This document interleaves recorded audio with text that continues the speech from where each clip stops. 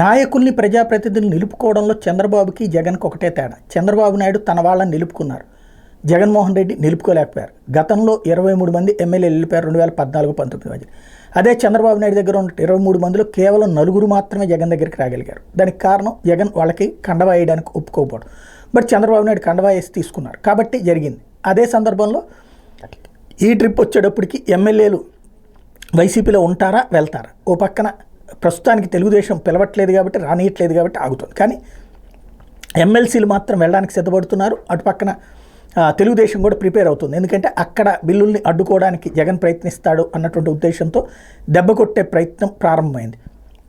మరొకవైపున స్థానిక సంస్థలు అనేక చోట్ల కౌన్సిలర్లు కార్పొరేటర్లని తీసుకునేటటువంటి ప్రయత్నం ప్రారంభమైంది. ఇప్పటికే చిత్తూరు కావచ్చు, పొంగనూరు కావచ్చు, ఇట్లా వివిధ జిల్లాల్లో సినిమా కనబడుతోంది. మరి ఇప్పుడు జగన్ ఏం చేస్తాడు? ఏమీ చేయడు, చూస్తూ ఉంటాడు. ఈవెన్ తనకి సంబంధించినటువంటి రాజ్యసభ ఎంపీల్ని కంట్రోల్లో చేసుకోగలరు. గతంలో అయితే కనుక తెలుగుదేశం పార్టీకి సంబంధించిన 4 రాజ్యసభ సభ్యులు బీజేపీలో చేరారు. అది బికాజ్ ఆఫ్ చంద్రబాబు పంపించారు, వాళ్ళకి గిఫ్ట్గా ఇచ్చారు. ఇప్పుడు అట్లా జగన్ ఏమైనా గిఫ్ట్గా ఇస్తారా లేదా వాళ్ళంతటా వాళ్ళే వెళ్ళిపోతారా? అసలు జగన్ చేతుల్లో ఏముంది? ఇదే సందేహం.